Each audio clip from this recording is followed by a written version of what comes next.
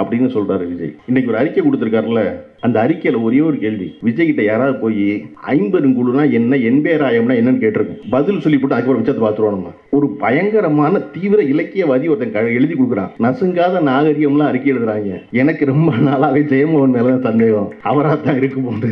ஏன்னா நசுங்காத நாகரிகம்லாம் அவர் தானடா எழுதுவாரு, நசுங்காத நாகரிகம்லாம் எழுதுறீங்க அப்படின்னு 2 வரி பேசுனா உங்களுக்கு பதட்டமாகுது. நான் சொல்றேன், விஜய் மட்டுமல்ல, இன்னும் நிறைய கட்சிக்காரர்கள் வர வேண்டும், நிறைய புதிய கட்சி வர வேண்டும், நம்ம வரவேற்கணும். அவர்கள் யாருக்கும் ஒன்றும் தெரியல. இன்னைக்கு நான் சொன்னதுக்கு பார்த்தீங்களா, ஒரு கட்சி ஆரம்பிச்சு 2 வருஷத்துக்குள்ள சட்டத்திட்ட குழு போட்டு 2 ஆண்டு காலம் உழைத்த சட்டத்திட்டத்தை ஒழுங்குபடுத்தலாம் சொன்னாங்கல்ல, அது கூட நம்ம சொல்லித்தான் அவங்களுக்கு தெரியும். ஓ, கட்சி இதெல்லாம் செய்யணுமா, நம்ம இட்டுன்னு வர்றது இட்டுன்னு போறது தான் கட்சி நினைச்சுக்கிட்டு இருந்தோம். இட்டுன்னு வர்றது இட்டுன்னு போறது இல்லை போல இருக்கு கட்சி. நீங்க பாத்தீங்கன்னா விஜய் அவருடைய கட்சியுடைய முதல் மாநாட்டில் அவர் தனியா நிற்பாரு, 8 அடி தள்ளி நிற்பான் எல்லாரும். இவர் உள்ள வந்தா அவன் எல்லாம் எந்திரிச்சிருவான். எந்திரிச்சு நிற்பானா, இவர் 15 நிமிஷம் பேசுவாரா, 15 நிமிஷம் நிற்பான். 15 நிமிஷம் நின்னதுக்கப்புறம் இவர் போயிடுவார், அவனும் போயிடுவான், வந்தவனும் போயிடுவான், மாநாடு முடிஞ்சிடும். இவருக்கு மனுஷவாடையே ஆகாது. எந்த இடத்துலையும் பக்கத்தில் மனுஷங்க இருக்க மாட்டாங்களா? அப்படிதான் இருந்துச்சு 2 வருஷமா. 2 மாநாடு நடத்திருக்கோம், விக்கிரவாண்டி, மதுரை, அதெல்லாம் எல்லாம் முடிஞ்சா பக்கத்தில் இருக்க மாட்டாங்களா? கரூருடைய துர்சம்பவம் நடந்துச்சா? 40 நாள் வீட்டுக்குள்ளே இருந்தாங்களா? திருப்பி ஒரு செயற்குழு கூட்டம் நடந்துச்சா? பனையூர்ல கூட்டம் நடந்தப்ப உட்கார்ந்தப்ப விஜய் பக்கத்தில் வலது பக்கம் தோல் உரசி புசியானது, இடது பக்கம் தோல் உரசி ஆதரவு உட்காந்துருக்காரு. ஏய், ஒருத்த மனுஷவாடி ஆகாது. இப்போ திடீர்னு பக்கத்தில் தோல் உரசி எல்லாம் உட்காந்து ஹைலைட் அப்படின்னா காலம் இப்போ தான் உளி கொண்டு அடி அடிச்சிருக்கு டங்குன்னு. நீங்கள் எஸ்ஐஆர் கூட்டம் போட்டு என்ன பற்றி தான் பேசுறீங்க, அறிவுத்திருவிழா கூட்டம் போட்டு என்ன பற்றி தான் பேசுறீங்க, எல்லா இடத்துல என்ன பற்றி தான் பேசுறீங்க அப்படின்னா, ஆமாம், யார் வரமாட்டேங்கிறானோ, யாருக்கு புரிய மாட்டேங்குதோ அவனை பற்றி தானே பேச முடியும். ஏன் தெரியுமா, வள்ளுவர் சொல்றாரு, இன்மையில் இன்மை விருந்தோராள்ங்கிறார். இன்மையுள் இன்மை, வறுமையிலே வருவார்ல. அது என்ன தெரியுமா, வீட்டுக்கு வந்து ஒருத்தனை சாப்பிடுன்னு கேட்கறதுக்கு ஒண்ணும் இல்லாம போச்சுன்னா அதுதான் பெரிய வறுமையா. இன்மையுள் இன்மை விருந்துறாள், வன்மையுள் வன்மை, கஷ்டத்திலையும் கஷ்டம். என்னன்னா மடவார் பறை மக்கு பையில பொறுத்துக்கிறது இருக்குல்ல, அதுதான் கஷ்டத்திலையும் கஷ்டங்கிறார் வள்ளுவர். ஏன்னா அவனுக்கு சேர்த்து நம்ம வேலை செய்யணும். அறிவு திருவிழா என்ற பெயர் வைத்து அதில் இவ்வளவு பதிப்பகங்களை ஒன்று கூட்டி ஒரு இடத்தில் புத்தகங்களை வெளியிட்டு புத்தகங்களை பேசி எழுத்தாளர்களை கூட்டி, எல்லாமே அரசியல் புத்தகங்கள். புத்தக திருவிழாக்களும் புத்தக கண்காட்சிகளும் நாடு முழுவதும் நடக்கின்றன. அது தமிழகத்தில் இந்த திராவிட முன்னேற்ற கழக அரசு அமைந்த பிறகு மாவட்டம் தோறும் ஒவ்வொரு இடத்திலும் புத்தக திருவிழாக்கள் தொடர்ந்து நடந்து கொண்டே இருக்கின்றன. அது இந்த ஆட்சியினுடைய சாதனைகளில் மிக முக்கியமானது. இந்த புத்தகங்கள் கொண்டு போய் சேர்க்கணும்ல, இங்கே எவ்வளவு இருக்குப்பா அப்படின்னு. அப்போ அதில் ஒரு முற்போக்கு புத்தக கண்காட்சி என்று ஒன்று வைத்து அதில் அரசியல் புத்தகங்களுக்கு மட்டுமே தளம் அமைத்து அங்கு எல்லோரும் கூடி அரசியலை பேசுவது என்பது தமிழ்நாட்டில் தற்போது எல்லாருக்கும் பதட்டத்தை ஏற்படுத்தியிருக்கிறது. என்னடா இது வெறும் என்டர்டைன்மெண்ட்டாக நம்ம அரசியல் நடத்திக்கிட்டு இருக்கலாம் பார்த்தா அப்படி இல்லை போல இருக்கே. எல்லாருக்கும் அரசியலை அவங்க விளங்க வச்சுருவாங்க போல இருக்கே, புத்தகம் படிக்க சொல்கிறாங்களே, பேசுகிறாங்களேங்கிறதா அந்த பதட்டத்துடைய காரணம். நீங்கள் இன்றைக்கி கூட பார்த்தீங்கன்னா கோவன் தான் பதறாரு. எதுக்கு? தற்குறின்னு சொன்னான். சம்மந்தப்பட்டவங்க பதறதே இல்லை. சம்பந்தப்பட்டவன் எப்போ பதறனா, நம்முடைய மருத்துவர் எழிலன் நாகநாதன் தற்குறின்னு சொல்லாதீங்க அந்த பிள்ளைகள்னு சொன்னோன்னு பதற ஆரம்பிச்சிட்டான். அடடா, நம்ம தற்குறியில் வச்சுக்கிட்டு இருக்கோம், அவனை தற்குறி சொல்லாதீங்கன்னு ஒருத்தன் பேசுகிறான்டா, தற்குறிலாம் தெளிஞ்சிட்டாங்கன்னா நம்ம என்ன செய்யறதுன்னு இருக்குல்ல ஒருத்தருக்கு. அப்போ யாரும் எந்த தெளிவும் பெற்றுவிடக்கூடாது என்று நினைத்து கொண்டிருக்கிற ஒரு காலகட்டத்தில் இந்தியாவினுடைய ஒரு முக்கியமான இயக்கம் அறிவு திருவிழா என்ற பெயரில் ஓராண்டு காலம், ஒரு வார காலம் தொடர்ச்சியாக இது போன்ற நிகழ்ச்சியை நடத்துவது என்பது பாராட்டுக்குரியது. அதில் அதைவிட சிறப்பு, இந்த அறிவு திருவிழாவின் முத்தாய்ப்பாக காலத்தின் நிறம் கருப்பு சிவப்பு என்று ஒரு அடர்த்தியான 1200 பக்கங்கள் கொண்ட ஒரு புத்தகத்தை இளைஞரணியுடைய செயலாளரும் தமிழ்நாட்டின் துணை முதல்வருமாக இருக்கிற திரு உதயநிதி ஸ்டாலின் முன்னெடுத்திருக்கிற முயற்சி இருக்கிறது இல்லையா, அது ஒரு மிகச்சிறந்த பாராட்டுதலுக்குரியது. அந்த புத்தகத்தினுடைய தொகுப்பாசிரியர்களும் ஆலோசனை குழுவைச் சேர்ந்தவர்களும் எல்லோரும் இங்கே நிறைந்திருக்கிறீர்கள். உங்கள் எல்லோருக்கும் தனிப்பட்ட நன்றி. கோவிலன் ஆகட்டும், திருமாவேலன் ஆகட்டும், ஐயா திருநாவுக்கரசையா ஆகட்டும். திருநாவுக்கரசையா இல்லாமல் திராவிட முன்னேற்ற கழகத்தின் வரலாறை இன்னொரு எழுதிவிட முடியாது. திருநாவுக்கரசையா ஆகட்டும், அந்த புத்தகத்தில் கற்று எழுதியிருக்க செந்தாரை கௌதமன் ஐயா ஆசிரியர் அவர்கள் வந்திருக்காங்க, தம்பி சூர்யா கிருஷ்ணமூர்த்தி, இப்படி எல்லோரும் இருக்கிற ஒரு விழாவில் பேச வாய்ப்பு கிடைத்தது பெரிய மகிழ்ச்சி. அவங்க எல்லாருடைய உழைப்பு இருக்குல்ல அந்த புத்தகத்துக்கு, அது ஒரு பெரும் உழைப்பு. அவருடைய தொகுப்பாசிரியர்களாக இருக்கிற அன்பகம் செந்தில், நீரை மகேந்திரன், பிரகாஷ், சுகுணா திவாகர், பெருமாள், இப்படி எல்லோரும் தனித்தனியே குறிப்பிட்டு பாராட்டுக்குரியவர்கள் என்றாலும் கூட அந்த புத்தகத்தில் 100 கட்டுரைகள் வந்து நான் வந்து இந்த நிகழ்ச்சிக்கு பேச கூப்பிட்டோன்னே நம்ம பொதுவாக ஒரு பேச்சாக இருந்துடாமல் அந்த ஏதாவது ஒரு புத்தகத்தை பற்றி பேசுவது என்பது சுலபம். இன்னொன்று நான் எப்பொழுது நினச்சிக்குவேன்னா ஒரு கூட்டத்துக்கு போகும்போது புத்தகத்தை பற்றி பேசுறதுன்னு ஒரு அசைன்மெண்ட் எடுத்துக்கிட்டோம்னா அந்த புத்தகத்தை படித்ததாயிரும். அந்த கட்டாயத்தின் பேர் புத்தகத்தை படிச்சிடும். அதனால் ரெண்டும் நடந்துடும், நமக்கு ஒரு நல்லது நடக்குங்கிறதுனால நான் எப்பொழுதுமே ஏதாவது ஒரு புத்தகத்தை எடுத்துக்கணும்னு நினைப்பேன். எனக்கு இந்த புத்தகத்தை அவங்க அனுப்பும்போது பார்த்தா 1200 பக்கம்னு மலைச்சிட்டேன். இது எப்படி படித்து முடிக்கிறது?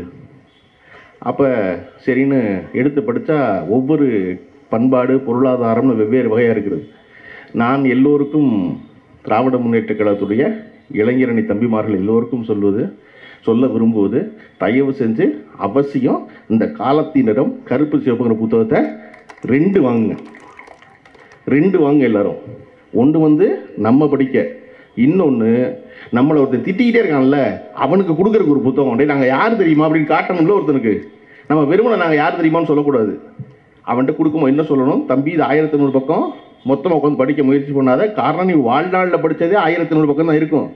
அதனால நீ வந்து ஒவ்வொரு கட்டுரையும் 20 பக்கம் இருக்குது, 30 பக்கம் இருக்குது, 30 பக்கம் படி, வாரத்துக்கு 30 பக்கம் படி போதும்னு.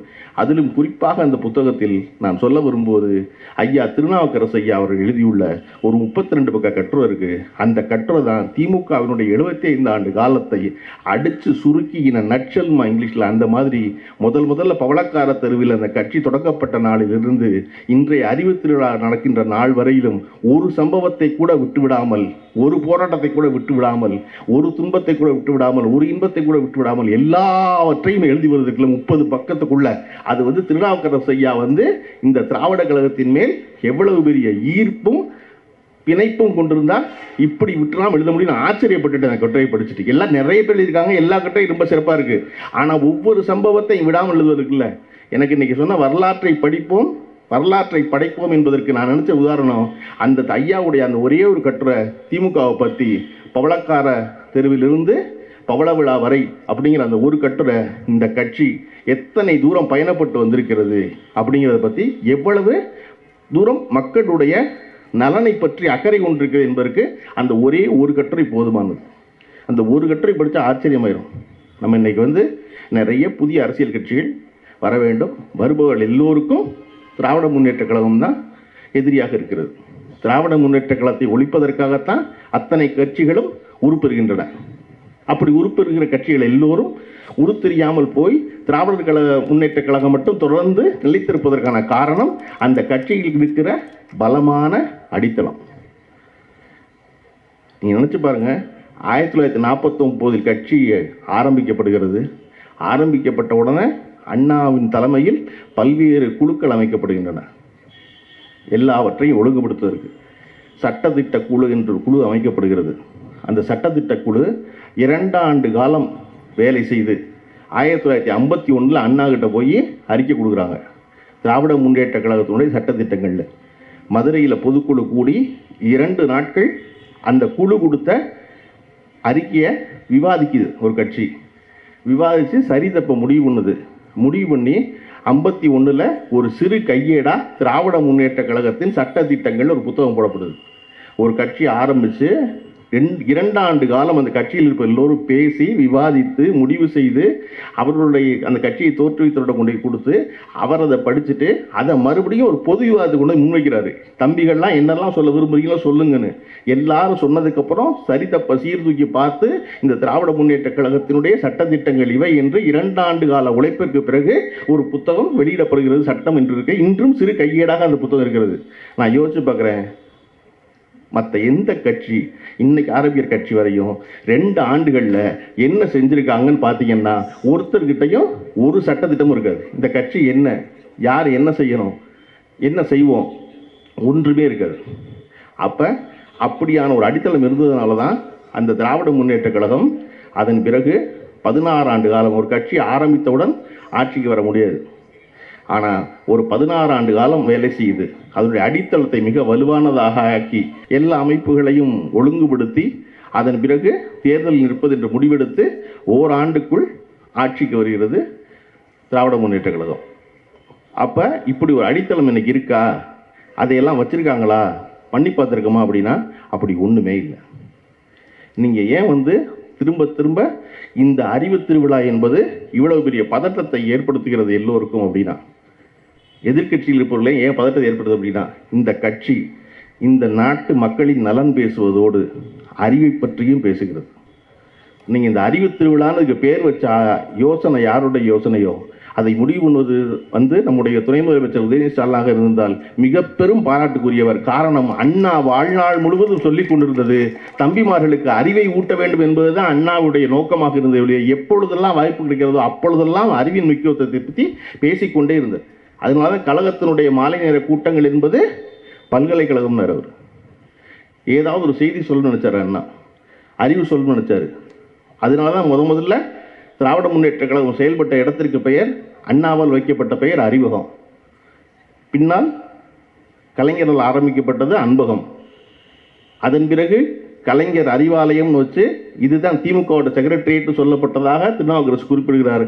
அந்த அறிவாலயம்ங்கிற சொல் இருக்குல்ல, அது வந்து அண்ணா 1948 சொன்ன சொல். 1948 திராவிட நாடுல ஒரு நூலகத்தை பற்றி எழுத வரும்பொழுது ஒரு சின்ன கட்டுரை 1.5 பக்கத்துக்கு, அந்த 1.5 பக்க கட்டுரைக்கு அறிஞர் பேரறிஞர் அண்ணா அவர்கள் வைத்த தலைப்பு வந்து அறிவாலயம் என்பது. அந்த அறிவாலயம்ங்கிற சொல்லை எடுத்துக்கொண்டு வந்தான் கலைஞர் திமுகவின் செக்ரட்டரியேட் சொல்லப்படும் அறிவாலயத்துக்கு பேர் வைக்கிறாரு, அண்ணாவின் சொல் எடுத்து. அப்போ இங்கே அறிவு என்பது ரொம்ப முக்கியம், அறிவோடு இருப்பது ரொம்ப முக்கியம், விவாதிப்பது ரொம்ப முக்கியம், எதிர்த்து பேசுவது ரொம்ப முக்கியம். அவன்கிட்ட ஒரு கருத்து இருக்கிறது சொல்லட்டுமே அப்படின்னு நினைக்கிறோம்ல, யார் சொல்ல விடுவா? எவன் ஒருவன் தன் கருத்தில் வலுவாக இருக்கிறானோ, எவன் ஒருவன் தன் கருத்தை முழுமையாக நம்புகிறானோ, எவன் ஒருவன் தன் கருத்து சரி என்று எந்த சந்தேகமும் இல்லாமல் இருக்கிறானோ அவன் தான் எதிரடியை பேச விடுவான். பரவாயில்ல நீ சொல்லுமா. பெரியார் தன் வாழ்நாள் முழுவதும் தன்னை எதிர்த்து பேசியவர்களை தன் மேடையில் ஏற்றி பேசியதற்கான காரணம் என்ன பண்ணா, அவனுக்கு ஒரு கருத்து இருக்கு, அவன் சொல்லட்டும், அதுக்கப்புறம் நான் சொல்கிறேன்ட்டு அவனை சொல்ல வச்சுட்டு ஒரு பதில் சொல்வார். அண்ணா அவ்வளவு துணிந்து தம்பி வா தலைமை ஏற்கவான்னு ஒவ்வொரு தடவையும் கூப்பிட்டதுக்கான காரணம், தம்பிக நம்மளை குப்புற தெரிய மாட்டாங்கன்னு அண்ணாவுக்கு நல்லா தெரியும் இல்லையா? இல்லாட்டா அப்படி சொல்லுவார் ஒருத்தர், திரும்ப திரும்ப தனக்கு கீழே இருக்கிற தன்னுடைய தம்பிமார்களை முன்னுக்கு ஏற்றுனதில் அண்ணாவை போல் ஒரு தலைவர் இன்னொரு முறை வரவே முடியாது. அண்ணாவிடமிருந்து பெற்றதுனால் அது கலைஞர் செய்தார். அது வந்து திருநாவுக்கரசு அவர்கள் வந்து அந்த கட்டுரையில் வந்து தொடங்கும் போது அந்த கட்டுரையை வந்து காலத்திடம் கருப்பு சிவப்பு புத்தகத்தில் வந்து அந்த கட்டுரையை ஒரு திருக்குறளில் தொடங்குறாரு. நாளது ஒன்று போல் காட்டி, நாளது ஒன்று போல் காட்டி உயிர் ஈர்க்கும் வாழது உணர்ந்தார் பெருங்க. என்னன்னா, நாள் ஒரு நாள் இருக்குல்ல, நாள்ங்கிறது ஒரு நாள் இல்லை, அது ஒரு நாள் மாதிரி இருக்கும். ஆனால் அது என்னது, உன்னுடைய வாழ்க்கை இருக்குல்ல, உன்னுடைய உயிர் இருக்குல்ல, அந்த உயிரை ஈர்க்கும். அது ஈர்க்கும்னா என்ன, நம்ம வந்து விளக்கமாக வந்து தென்னை விளக்கமாக ஈர்க்குச்சி வச்சு சொல்லுவோம் இல்லையா? அது ஏன் ஈர்க்குச்சி ஆனிச்சு? அது தென்னம் ஓலையிலிருந்து எடுத்து ஈர்த்தம்னா வர்றது, கிழிக்கிறது, ரெண்டாக கிழிக்கிறது.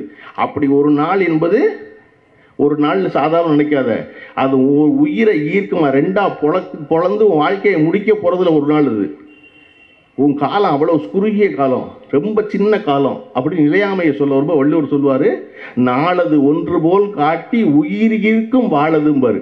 அந்த குறளில் துவங்குறாரு திருநாவுக்கரசு. துவங்கிட்டு சொல்கிறாரு, எனக்கு அதுதான் ஞாபகம் வருது, காலத்தை வள்ளுவர் அப்படித்தான் அளக்கிறாரு.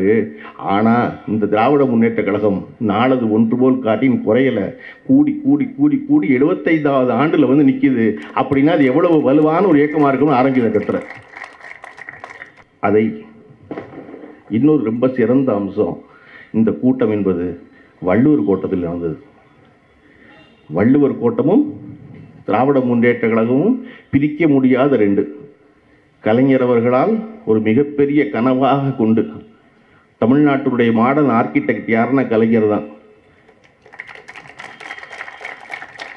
எனக்கு வந்து இன்னைக்கும் இருக்கிற வருத்தம், 5 ஆண்டு கால ஆட்சி நிறைவு வரப்போகிறது. இப்பொழுது எனக்கு இருக்கிற வருத்தம், கலைஞர் கட்டிய அந்த தலைமைச் செயலகத்தை நம்ம தலைமைச் செயலகம் மறுபடியும் ஆக்காமல் விட்டுவிட்டோமேனு எனக்கு இன்றைக்கி வருத்தம் உண்டு. நீங்கள் அது உள்ளே போய் பார்த்தீங்கன்னா பார்த்து அவ்வளவு ஈக்கோ ஃப்ரெண்ட்லியாக, அவ்வளவு பிரமாதமாக, பகல் நேரத்தில் ஒரு இடத்துல கூட விளக்கு போட வேண்டிய அவசியம் இல்லாமல் அவ்வளவு பெரிய பேருந்து வாகன நிறுத்தங்களோட அவ்வளவு சிறப்பாக 20 ஆண்டுகளுக்கு முன்னால் கலைஞர்கள் கட்டப்பட்ட கனவு அது. அது மாதிரி இந்த வள்ளுவர் கோட்டை வந்து 2 வகையில் வந்து கலைஞருடைய வாழ்க்கையில் மிகப்பெரிய இடத்த பிடிச்சது. ஒன்று, 86 டிசம்பரில் இந்த வள்ளுவர் கோட்டத்தின் வாசலில் தான் கலைஞர் அவர்கள் சட்ட எரிப்பு போராட்டத்தில் கைது செய்யப்பட்டு சிறைக்கு சென்று 86இல் கலைஞருக்கு கைதி உடை வழங்கப்பட்டது எம்ஜிஆர் அவருடைய ஆட்சியில். அது இந்த வள்ளூர் கோட்டத்து வாசலில் வச்சு எரித்த சட்ட எரிப்புகள் தான். அப்புறம் 1 மாத காலத்தினுடைய தண்டை காலத்துக்கு முன்னாடி வள்ளூருக்கு கலைஞருக்கு சிறைகை கைதியினுடைய ஒரு கைதி உடை கொடுக்கப்பட்டது அப்படின்னு பெரும் கொந்தளிப்பாகி அதில் பெரும் பிரச்சனைகள் சொன்னால் எம்ஜிஆர் என்ன செய்யறதுன்னு தெரியாமல் அவசரமாக அப்புறம் கலைஞரை விடுதலை பண்ணார்.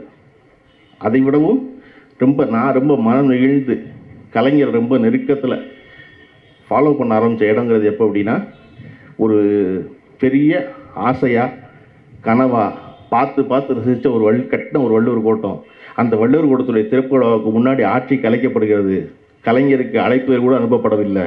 அவர் இல்லாமல் திறக்கப்படுது வள்ளுவர் கோட்டம். ஒரு மனிதன் தன் மனதில் அத்தனையையும் தேக்கி வைத்திருந்து மீண்டும் 13 ஆண்டு காலம் கழித்து ஆட்சிக்கு வந்து தான் ஆட்சிக்கு வந்த பொழுது பொறுப்பேற்றுக் கொள்ளும் நிகழ்ச்சியை அதே வள்ளுவர் கோட்டத்திற்கு வைத்து நடத்தியவர்கள்ல. அப்போ நான் பள்ளிக்கூடத்தில் படிச்சுக்கிட்டு இருந்தேன். பள்ளிக்கூடத்தில் படிக்கும்போது நான் முதல்ல கலைஞரை ஒரு ஹீரோவாக பார்த்த இடம் அந்த இடம் தான். ஒரு மனிதன் எவ்வளவு பெரிய அடம் முடிச்சு இருந்திருந்தா, எவ்வளவு வைராக்கியத்தோடு இருந்தா, அதை மனசில் வச்சுருந்து, ஏண்டா எங்கள் ஐயனுக்கு நான் ஒரு கோட்டம் கட்டுவேன், அந்த கோட்டத்துக்கு நீங்கள் எனக்கு அழைப்பு என்னப்பா விடுவீங்களா, இருங்க நான் வச்சுக்கிறேன் அப்படின்னு சொல்லி அந்த வள்ளுவர் கோட்டத்தில் கொண்டு வந்து தன்னுடைய பதவியேற்பு விழாவை நடத்தியது இருக்கு இல்லையா, அதுதான் அவருடைய மிகச்சிறந்த மாசின். அந்த வள்ளுவர் கோட்டத்தில் இந்த அறிவு திருவிழாவை திருப்பி இளைஞரை முன்னெடுத்திருப்பது என்பது கலைஞர் விட்ட இடத்திலிருந்து தொடர்வதற்கான முயற்சின்னு தான் நினைக்கிறேன். கலைஞர் அவர்கள் அதை போல தொடர்ச்சியாக வேறு காலகட்டத்தில் இந்த இயக்கத்தை கட்டி இழுத்து கொண்டு போய் கொண்டிருக்கும் பொழுது எல்லோருக்கும் இருந்த என்ன அப்படின்னா, அண்ணாவுக்கு பிறகு இந்த கட்சி இருக்காது என்று சொல்லிக் கொண்டிருந்தவர்கள். ஏன்னா அண்ணா ஒருத்தர் தான் பேரறிஞர், அதுக்கப்புறம் மற்ற எல்லா தம்பிமார்களும் சின்ன வயசு பயில. அண்ணா போயிட்டாரா அந்த கட்சி இருக்காதுன்னு நினைக்கும் பொழுது அண்ணாவிடம் படித்த படிப்பில் கலைஞர் அந்த கட்சியை கட்டி இழுத்து கொண்டு வந்தார். கலைஞர் ஒருத்தர், யார் அண்ணா இருக்கும்போது யாருமே இல்லைன்னு சொன்ன பூரா, கலைஞர் இருக்கும்போது கலைஞர் மட்டும்தான். கலைஞர் போனார்னா ஒன்றும் கிடையாது. அதுக்கப்புறம் அதெல்லாம் இது எல்லா கட்டத்தையும் பார்த்துட்டோம், ஸ்டாலின்லாம் ஒன்றத்துக்கு ஆக மாட்டாருன்னு அப்படின்னு சொல்லிக்கிட்டு இருந்தவன், கலைஞருக்கு பிறகு ஸ்டாலின் இஸ் மோர் டேஞ்சரஸ் தென் கருணாநிதினு சொல்லி இப்போ ஸ்டாலின் தான் சொல்லிக்கிட்டு இருக்காங்க. ஸ்டாலின் தான் இருக்காரு அப்படின்னு சொல்லிக்கிட்டு இருக்கும் பொழுது இப்போ புதுசாக ஒரு பதட்டம் கிளம்பி இருக்கு. அது 75 ஆண்டுகால திமுக பவள விழாவின் அறிவு திருவிழா இல்லை, வாரிசை கொண்டு வந்து நிப்பாட்டுவதற்காக உதயநிதிக்காக நடத்துகிற விழா அப்படின்னு ஏன் அதை சொல்ல ஆரம்பிக்கிறான் அப்படின்னா, அவனுக்கு இப்போ தான் தெரிஞ்சிருக்குது. எங்களுக்கு அது 4 வருஷம் முன்னாடியே தெரியும், நீ அது இப்போ சொல்கிறனுக்கு அவன் இப்போ தான் கன்ஃபார்ம் பண்ணுறான். ஆகா, உதயநிதி இஸ் மோர் டேஞ்சரஸ் தென் ஸ்டாலின் போல இருக்கு. என்னடா படின்னு சொல்கிறத விடவே மாட்டேங்கிறாங்க. அண்ணா சொன்னார் படின்னு, அடுத்து வந்த கலைஞர் சொன்னார் படின்னு, அடுத்து இப்போ இருக்கிற ஸ்டாலின் சொல்கிறாரு என்ன வேணாலும் பண்ணு, நான் என்ன வேணாலும் செய்கிறேன், எப்படியாவது படிச்சுன்னு சொல்லிக்கிட்டு இருக்காரு. சொல்லிக்கிட்டு இருக்கும்போது அடுத்து வர்ற ஆள் மறுபடியும் அறிவு திருவிழா நடத்தி படிக்கிறாங்களே, இங்கே படிக்கிற விட மாட்டாங்க போலக்கே. அப்போ நம்ம என்ன செய்யுதுங்கிற கேள்வி இருக்குல்ல. என்னை திட்டுறதுக்காகத்தான் நீங்கள் கூட்டம் நடத்துறீங்க, என்னை திட்டுறதான் உங்களுடைய வேலை அப்படின்னு சொல்கிறாரு விஜய். நீங்கள் யோசிச்சு பாருங்கள், ஒரே ஒரு தடவை ஏன் 2 புத்தகம் வச்சுறேன்னா, இந்த வந்திருக்காளில் எவருக்காவது விஜய் வீட்டுக்கு பக்கத்தில் இருக்கக்கூடும், தயவுசெய்து அவருக்கு ஒரு புத்தகத்தை வாங்கி கொடுங்க. இதில் ஒரே ஒரு கட்டுரை படிக்க பாருங்க. இன்றைக்கி ஒரு அறிக்கை கொடுத்துருக்காருல, அந்த அறிக்கையில் ஒரே ஒரு கேள்வி, விஜய்கிட்ட யாராவது போய் 50 குழுனா என்ன, எண்பேராயம்னா என்னன்னு கேட்டிருக்கேன். பதில் சொல்லிவிட்டு அதுக்கப்புறம் மிச்சத்தை பார்த்துருவோம். நம்ம ஒரு பயங்கரமான தீவிர இலக்கியவாதி ஒருத்தன் எழுதி கொடுக்குறான், நசுங்காத நாகரிகம்லாம் அறிக்கை எழுதுறாங்க. எனக்கு ரொம்ப நாளாகவே ஜெயமோகன் மேலே சந்தேகம், அவராக தான் இருக்கும்போது. ஏன்னா இந்த நசுங்காத நாகரிகம்லாம் அவர் தானடா எழுதுவார், ஏன்னா நசுங்காத நாகரிகம்லாம் எழுதுறீங்க அப்படின்னு. நீங்கள் நினச்சி பாருங்கள், எதுக்காக இந்த புத்தகத்தை படிங்கன்னு சொல்கிறேன்னா, ஒரு மாநாடு என்பது எப்படி நடைபெறும் அப்படின்னு புத்தல் 10 கட்டு இருக்குது. மாநாடு என்பது சாயந்தரம் 4:45 மணிக்கு கூடி ஒரு மேடையில் குறுக்க ஓடி துண்டெல்லாம் தூக்கி போட்டு 15 நிமிஷம் பேசிட்டு 5:15 மணிக்கு முடிக்கிறதுக்கு பேர் மாநாடு இல்லை. இங்கே எல்லாரும் வரணும், எல்லாருக்கும் இடம் இருக்குது, எல்லாரும் பேசணும் கண்டிப்பாக. ஆனால் என்ன பேசுவோம், பேசுவதுக்கு என்ன இருக்குது? நீங்கள் எதிர்க்கிறது பேசிடுவீங்களா? நீங்கள் நினச்சி பாருங்கள், நம்முடைய இன்றைய தலைவராகவும் முதல்வராகவும் இருக்கிற திரு ஸ்டாலின் அவர்களை கட்சி பொறுப்புக்கு கொண்டு வரணும்னு சொல்லும் பொழுது கலைஞருக்கு பெரிய தயக்கம் இருக்குது. நம்ம ஒரு வீட்டில் இருந்து திருப்பி இன்னொருத்தர் வந்தால் தப்பாக இருக்காதா அப்படின்லாம் நினச்சிக்கிட்டு மறுக்கிறாரு. சரியா? மறுக்கும்போது அன்பகத்தில் நடக்கிறது கூட்டம். அன்பகத்தில் முதல் குரல் என்பது அதை சொல்வதற்கான எந்த உரிமையும் உங்களுக்கு இல்லைன்னு தலைவரான கலைஞரை பார்த்து குரல் இருந்தது. கலைஞர் பார்க்குறாரு, அப்படி உங்கள் வீட்டிலிருந்து ஸ்டாலின் வரக்கூடாதுன்னு நினைத்திருந்தால் மிசாவில் போய் அடி வாங்கினார் பாருங்க, அன்னைக்கே நீங்கள் சொல்லியிருக்கணும் வந்திருக்கக்கூடாது என் வீட்டில் இருந்து ஆளுன்னு. எப்போ மிசாவில் போய் சிறைச்சாலையில் வந்து உயிர் போகும் அளவு அடிபட்டு வந்தாரோ அன்றைக்கு அவர் கட்சியின் ஆளாகி விட்டார். அதனால் அவருக்கு பொறுப்பு கொடுக்கணுங்கிற தலைவரை எதிர்த்து ஒரு குரல் ஒரு கட்சியில் எப்போ வர முடியும் அப்படின்னா அந்த கட்சி தத்துவத்தை பேசும்போது மட்டும்தான் வர முடியும். இங்கே ஒரு ஆழ்வின் அடுத்து சொல்லுவோம் மட்டும்தான் வர முடியும். அப்போ இது எல்லாவற்றையும் விவாதிக்க கற்றுக் கொடுத்தா மட்டும்தான் வர முடியும். இன்றைய வரலாறை படிப்போம்னு ஏன் திரும்ப திரும்ப சொல்கிறோம் அப்படின்னா, இன்றைய வரலாறு என்பது எது? இன்றைய செய்தி தான் இன்றைய வரலாறு. முரசொலியினுடைய டேக்லைன் மாதிரி இன்றைய செய்தி தான் நாளைய வரலாறு. அதை தமிழ்நாட்டில் மிக சரியாக உணர்ந்திருந்தது 2 பேர் தான். ஒன்று பெரியார், இன்னொருத்தர் கலைஞர். பெரியார் தன் வாழ்நாளில் தான் சந்தித்த மனிதர்கள் அத்தனை பேரை பற்றியும் தான் கலந்து கொண்ட நிகழ்ச்சிகள் அத்தனை பற்றியும் தொடர்ச்சியாக பதிவு பண்ணிக்கிட்டே இருந்தார். அதன் பிறகு அதை போல விடாது தன் வாழ்நாள் முழுவதும் தன்னுடைய வாழ்க்கையில் நடந்த அத்தனையையும் பதிவு செய்த ஒரே ஒரு இந்திய அரசியல்வாதி யாருன்னா கலைஞர் கருணாநிதி மட்டும்தான். நீங்கள் கலைஞர் அவர்களுடைய எழுத்தை எழுதியிருக்க வால்யூம் பார்த்தீங்கன்னாலே ஆச்சரியமாக இருக்கும். எப்படி ஒருத்தர் இவ்வளோ எழுத முடியும், எப்படி இவ்வளோ செய்ய முடியும், இவ்வளோ வேலை செய்ய முடியும் அப்படின்னு. அதாவது நெஞ்சுக்கு நீதி 6 பாகங்கிறது வேற. அவருடைய கலைஞரின் கடிதங்கள் பார்த்தீங்கன்னா 54 தொகுப்பு, 54 புத்தகம் ஒருத்தர் எழுதியிருக்கிறது. தன் கட்சிக்காரர்களோட உரையாடுவதற்காக அவர் எழுதிய கடிதங்கள் இருக்கு இல்லையா, 54 தொகுப்பு என்பது அடுக்கி வச்சிங்கன்னா கலைஞரை விட 2 மடங்கு உயரம் வரும் அந்த புத்தகம். அது இங்கே இருக்குது, கௌரவ பதிப்பகத்துடைய வெளியீடா. நீங்கள் அந்த புத்தகத்தில் 54 தொகுதியில் எந்த ஒரு கடிதத்தை படிச்சிங்கனாலும் ஆச்சரியமாக இருக்கும். ஒன்று விடாமல் பதிவு செய்கிறது. ஏன் பெரியாரும் கலைஞரும் இதை விடாமல் பதிவு செய்து கொண்டே இருந்தார்கள்? ஏன்னா அவர்களுக்கு தெரியும், பின்னாடி வர்ற பயல் நம்ம மேலே எரிச்சல் இருப்பாங்க, நம்மளை பற்றி தப்பாக தான் பதிவு பண்ணுவாங்க. தன் வாழ்நாளில் நடந்ததை தானே பதிவு செய்து விட வேண்டும் என்பதில் பெரியார் குறியாக இருந்தார். அதை விட குறியோடு இருந்தவர் கலைஞர் இருந்தார். அது வாழும் பொழுது சிக்கல் இல்லைல்ல, எப்படி தப்பா எழுதிங்க கேட்பான். அப்போ உண்மைதான் எழுத முடியும். எல்லாரும் சம்மந்தப்பட்ட ஆள் பூரா இருக்காங்க. இருக்கும்போது எழுதணும்ல. திருநாவுக்கரசு ஐயா அந்த புத்தகத்தில் கட்டுரையில் சொல்லுவார், காலத்தின் நிறம் கருப்பு சிவப்புல திருக்குறளை சொல்லி தொடங்கியது போல அவசர நிலை அறிவிக்கப்பட்ட உடனே கலைஞரிடம் வேலை செய்தவர்கள் எல்லோரும் போய்விட்டார்கள். ஒரு ஓட்டுநர் கூட கிடைக்கல. அன்னைக்கு ஓட்டுநராக இருந்தது டிஆர் பாலுவும் கோவை கண்ணப்பனும் தான், 2 பேரும் மாறி மாறி ஓட்டுநர் இருந்தாங்க அப்படின்னு அன்பகத்துக்கு கலைஞர் இருக்கின்ற ஒரு நாளை அந்த கட்டுரையில் விவரிக்கிறாரு ஐயா திருநாவுக்கரசு ஐயா. யார் யாரெல்லாம் வருவாங்க அப்படின்னு எழுதுறாரு.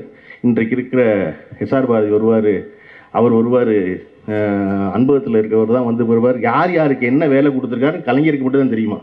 ஏன்னா ஒருத்தனைக்கு இருப்பான், வெளியே போனால் கைது பண்ணிடுவாங்க. அப்போ ஒரு வேலை தான் கிடணும். ஒருத்தனுக்கே எல்லா வேலையும் கொடுத்து அவனை கைது பண்ணிட்டு போயிட்டாங்கன்னா எல்லா வேலையும் கெட்டு போயிருக்காங்க. டீ வாங்குறதுக்கு தனியாக ஒரு ஆலோசனை கலைஞர். அவர் கரெக்டாக 10 மணிக்கு வர எல்லாரும் உள்ள தலையெண்ண போய் டீ வாங்கி கொண்டு வந்து கொடுத்துட்டு அவர் போயிடுவார். அவர் கைது பண்ணி போனால் அடுத்த நாள் டீ கொடுக்குற மட்டும் வேற ஆள் வச்சுக்கலாம். அடுத்த நாள் பல நேரங்களில் வெளியூர்லேருந்து பேருந்து ஏறி தொண்டர்கள்லாம் வந்துடுவாங்க. 100 பேர் 200 பேர் ஆயிரும் அன்பகத்தில். 200 பேர். ஆனால் கலைஞர் மதிய சாப்பாட்டுக்கு வீட்டுக்கு போகாமல் அங்கேயே உட்காந்து அன்பகத்தில் உட்காந்து வெளியூர்லேருந்து வந்திருக்காங்களே அந்த தொண்டரோடு உட்காந்து பேசிக்கிட்டு இருப்பாராம். அந்த காட்சி எப்படி இருக்கும்னு திருநாவுக்கரசு சொல்றாரு. அன்பனும் கையில் சிக்கிய மாவலைங்கிறார் கலைஞரை. அதாவது அன்பனும் பிடிக்குள் சிக்கிய மாவலைங்கிற பாட்டு எதில் இருக்குதுன்னா திருவருட்பால் இருக்க பாட்டு, பரமசிவனை பற்றி எழுதின பாட்டு. பரமசிவன் பெரிய மாமலை, யார் கையிலும் அகப்பட மாட்டான். ஆனால் யார் கையில் அகப்படுவானா, அன்பு கொண்டு இருந்தால் அவன் கையில் அகப்பட்டுருவான். அப்பேற்பட்டவன் அவ்வளோ அன்பு கொண்டவன் பரமசிவன் சொல்கிறக்கா திருவருட்பா பாட்டை கொண்டு திருநாவுக்கரசையா இருக்க குசும்புக்கு கலைஞருக்கு எழுதுறாரு. கலைஞர் பெரிய மாமலை, ஆனால் அவர் கட்டுப்பட்டுருவார், அன்புங்கிற கைக்குள்ள கட்டுப்பட்டுருவார். எப்படி இந்த தொண்டர்கள்லாம் அனுபவத்தில் உட்காந்துருப்பார்ல, அப்படி கட்டுப்பட்டு இருப்பார் அப்படின்னு. அப்போ இப்படி ஒரு நெருக்கடி நிலை இருந்த பொழுதும் தினசரி தன் தொண்டர்களை சந்தித்து தினசரி முரசொலிக்கு கடிதம் எழுதி தினசரி முரசொலியில் செய்தி போட்டு மிசாவில் எந்த செய்தி நீக்க முடியாத மாதிரி நடத்தி கொண்டு வருவதற்கு இல்லையா, அப்படி ஒரு வரலாறு இந்த கட்சிக்கு இருக்குது. அது தொடர்ச்சியாக தொடர வேண்டும் என்பது எல்லோருடைய விருப்பமும் கூட. இன்னைக்கு பாடும்போது வந்திருக்க ஒருத்தர் தான் வந்து அவரை பற்றி பாடுங்க அவரை பற்றி பாடுங்கன்னு குரல் எழுப்புறாங்க. ஏதோ ரெண்டே 2 வரி பேசுனா உங்களுக்கு பதட்டமாகுது. நான் சொல்கிறேன், விஜய் மட்டுமல்ல, இன்னும் நிறைய கட்சிக்காரர்கள் வர வேண்டும், நிறைய புதிய கட்சி வர வேண்டும், நம்ம வரவேற்கணும். அவர்கள் யாருக்கும் ஒன்றும் தெரியல. இன்றைக்கி நான் சொன்னதுக்கு பார்த்தீங்களா, ஒரு கட்சி ஆரம்பித்து 2 வருஷத்துக்குள்ளே சட்டத்திட்ட குழு போட்டு 2 ஆண்டு காலம் உழைத்த சட்டத்திட்டத்தை ஒழுங்குபடுத்தலாம் சொன்னாங்கல்ல, அது கூட நம்ம சொல்லித்தான் அவங்களுக்கு தெரியும். ஓ, கட்சி இதெல்லாம் செய்யணுமா? நம்ம இட்டுன்னு வர்றது இட்டுன்னு போகிறது தான் கட்சி நடந்துக்கிட்டு இருந்தோம். இட்டுன்னு வர்றது இட்டுன்னு போகிறது இல்லை போல இருக்கு கட்சி. எப்படின்னு நீங்கள் ஒரு கட்சி என்பது ஒரு பரவசமாக இருக்கும் ஆரம்பிக்கும் போது, அப்புறம் காலம் கொஞ்சம் கொஞ்சமாக செதுக்கும்.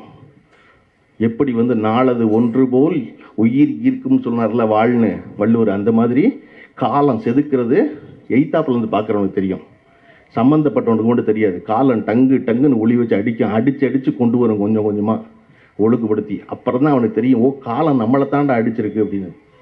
அது எல்லாருக்கும் நிகழும் கண் எதிர்க்க நீங்கள் இதை பார்க்கலாம். நீங்கள் பார்த்தீங்கன்னா விஜயவருடைய கட்சியுடைய முதல் மாநாட்டில் அவர் தனியாக நிற்பார், 8 அடி தள்ளி நிற்பான் எல்லாரும். இவர் உள்ளே வந்தால் அவன் எல்லாம் எந்திரிச்சிடுவான். எந்திரிச்சு நிற்பானா, இவர் 15 நிமிஷம் பேசுவாரா, 15 நிமிஷம் நிற்பான். 15 நிமிஷம் நின்னதுக்கப்புறம் இவர் போயிடுவார், அவனும் போயிடுவான், வந்தவனும் போயிடுவான், மாநாடு முடிஞ்சிடும். இவருக்கு மனுஷவாடையே ஆகாது. எந்த இடத்துலையும் பக்கத்தில் மனுஷங்க இருக்க மாட்டாங்களா? அப்படி தான் இருந்துச்சு 2 வருஷமாக. 2 மாநாடு எடுத்துருக்கோம், விக்கிரவாண்டி, மதுரை, அதெல்லாம் எல்லாம் முடிஞ்சா பக்கத்தில் இருக்க மாட்டாங்களா? கரூருடைய துர்சம்பவம் நடந்துச்சா? 40 நாள் வீட்டுக்குள்ளே இருந்தாங்களா? திருப்பி ஒரு செயற்குழு கூட்டம் நடந்துச்சா? பனையூரில் கூட்டம் நடந்தப்போ உட்காந்தப்போ விஜய் பக்கத்தில் வலது பக்கம் தோல் உரசி புசியானது, இடது பக்கம் தோல் உரசி ஆதவத்தில் உட்காந்துருக்காரு. ஒருத்த மனுஷவாடி ஆகாது. இப்போ திடீர்னு பக்கத்தில் தோல் உரசி எல்லாம் உட்காந்து ஹைலைட் அப்படின்னா காலம் இப்போ தான் உளி கொண்டு அடி அடிச்சிருக்கு டங்குன்னு. அப்படி ஒன்றா சரி பண்ணி கொடுத்துரு வாங்க எல்லாரும். நீங்கள் எல்லோரும் வரத்தான் இந்த திராவிட முன்னேற்ற கழகம் எவ்வளவு உழைக்கின்ற ஒரு கட்சி என்பதை இந்த மக்கள் உணர்ந்து கொள்வார்கள். நீங்கள் எஸ்ஐஆர் கூட்டம் போட்டு என்ன பற்றி தான் பேசுகிறீங்க, அறிவு திருவிழா கூட்டம் போட்டு என்ன பற்றி தான் பேசுகிறீங்க, எல்லா இடத்துலையும் என்ன பற்றி தான் பேசுகிறீங்க அப்படின்னா, ஆமாம், யார் வரமாட்டேங்கிறானோ, யாருக்கு புரிய மாட்டேங்குதோ அவனை பற்றி தானே பேச முடியும். ஏன் தெரியுமா? வள்ளுவர் சொல்கிறாரு, இன்மையில் இன்மை விருந்தோராள்ங்கிறார். இன்மையுள் இன்மை, வறுமையிலேயே வருமா இருக்குல்ல, அது என்ன தெரியுமா? வீட்டுக்கு வந்து ஒருத்தனை சாப்பிடுன்னு கேட்குறக்கு ஒன்றும் இல்லாமல் போச்சுன்னா அதுதான் பெரிய வறுமையா. இன்மையுள் இன்மை விருந்துறாள், வன்மையுள் வன்மை, கஷ்டத்துலேயும் கஷ்டம். என்னன்னா மடவார் பறை மக்கு பயில பொறுத்துக்கிறது இருக்குல்ல, அதுதான் கஷ்டத்துலேயும் கஷ்டங்கிறார் வள்ளுவர். ஏன்னா அவனுக்கு சேர்த்து நம்ம வேலை செய்யணும், அவனுக்கு சேர்த்து நம்ம சிந்திக்கணும், அவனுக்கு சேர்த்து நம்ம உழைக்கணும். சரியா? ஏன் எஸ்ஐஆரில் உன்னை பற்றி பேசுகிறோம்? நீ வரமாட்டேங்கிறியே, பாவான்னு கூப்பிட்றாரு முதலமைச்சர். இது பிரச்சனை இல்லை. இந்தியாவிலேயே எஸ்ஐஆருங்கிற ஒரு ஸ்கீமுக்கு எதிராக நீதிமன்றத்துக்கு போய் வழக்கு போட்டு சட்டப்படி அவர்கள் எதிர்கொண்ட ஒரே ஒரு கட்சி திராவிட முன்னேற்ற கழகம் தான். வேற யாருமே இந்தியாவில் எந்த கட்சி, காரணம் என்னன்னே புரியல. இவங்க என்ன செய்ய போறாங்கன்னு திராவிட முன்னேற்ற கழகத்துக்கு மட்டும் புரியுது. என்ன செய்ய காத்திருக்காங்கன்னா, கோவன் சொன்ன மாதிரி உருவுறது பாதி சொருகிறது பாதின்னு வச்சிருக்காங்கடான்னு. இப்போ கன்ஃபார்மாக என்னெல்லாம் ஓட்டுலேருந்து டிசில் தூக்கிடுவாங்க. ஏன்னா எனக்கு தெரியவா தெரியும் திமுக யார் உறுதியாக ஓட்டு போட போகிறானோ அவனை தூக்க போகிறான்னு. இப்போ இளைஞரணி தம்பிமார்களுக்கு பெரிய வேலை என்னென்னா, அறிவு திருவிழா புத்தகங்களும் அப்புறம் படிச்சுக்கலாம். அடுத்த 3 மாதத்துக்கு நீங்கள் தான் பிஎல்ஓ போல் போய் கிளம்பி ஒவ்வொரு வீடாக பதிஞ்சிட்டீங்களா கேட்கணும். சரியா? அப்போ நம்ம போய் பதிகிறோம்ல வீடு வீடா.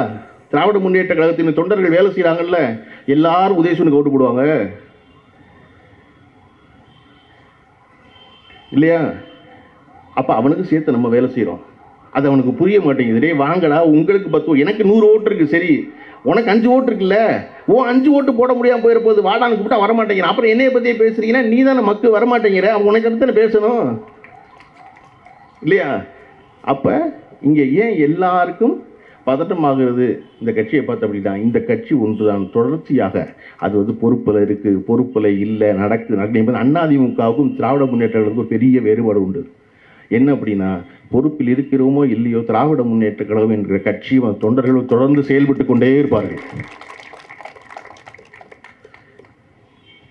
எடப்பாடி பழனிசாமி வந்து ஒரு விபத்தில் முதல்வராகி காலில் விழுந்து முதல்வராகி இருந்த பொழுது இந்த நாட்டினுடைய ஆளுநரால் அவமானப்படுத்தப்பட்டார். என்னுடைய முதலமைச்சர் அவமானப்படுத்தாதீங்கன்னு சொல்லி முதல் குரல் எழுப்பியது வந்து நம்முடைய இன்றைய முதல்வரும் அன்றைய எதிர்க்கட்சி தலைவரும் அந்த திரு ஸ்டாலின் அவர்கள் தான் முதல் குரல் எழுப்பினார். அது செய்யக்கூடாது முதலமைச்சர் நீங்கள் அப்படின்னு. அப்போ அவருக்கும் சேர்த்து நம்ம தான் கத்திக்கிட்டு இருந்தோம்.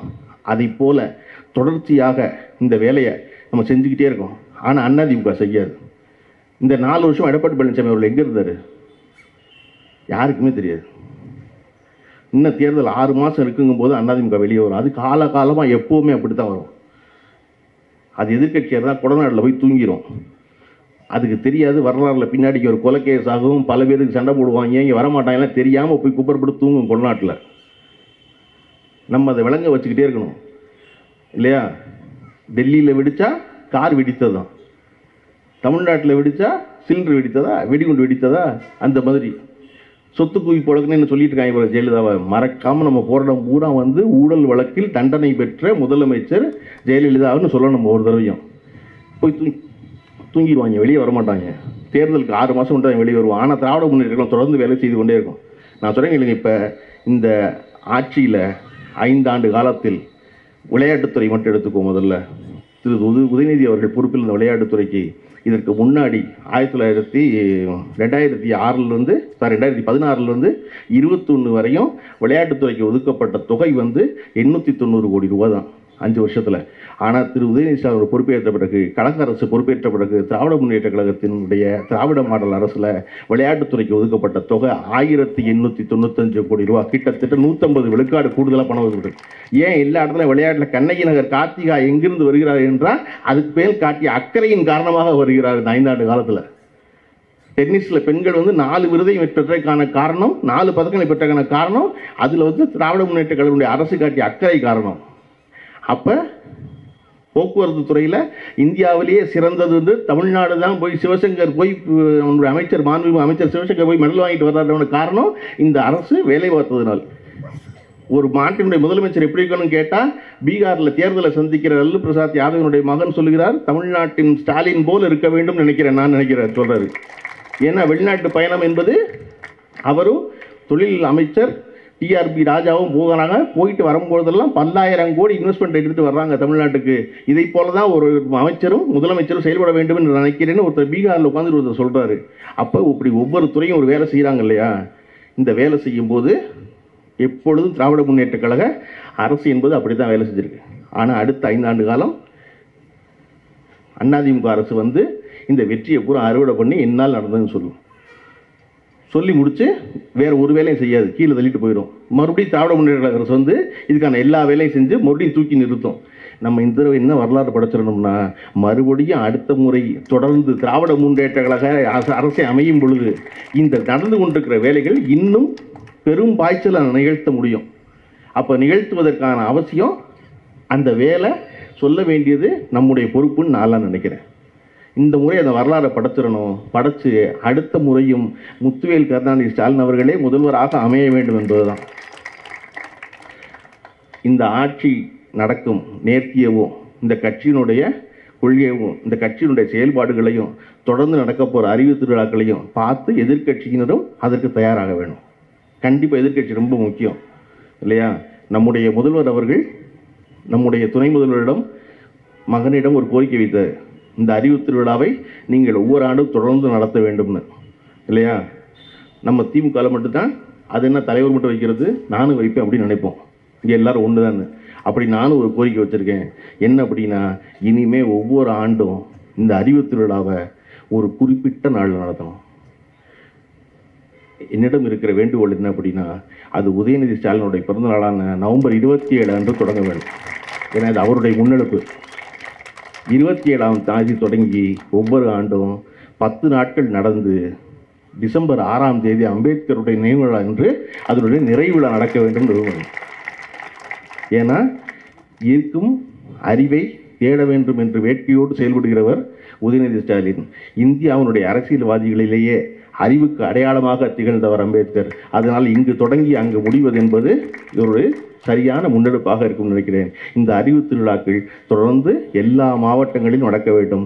இதேபோல் பெரும் கொண்டாட்டங்களாய், பெரும் மகிழ்ச்சியாய், பெரும் அறிவு பெட்டகமாய் கழகத்து தம்பிமார்கள் மாறுவதற்கான துவக்கமாக இருக்கட்டும். தொடர்ந்து நடக்கட்டும் வேலை. நன்றி, வணக்கம்.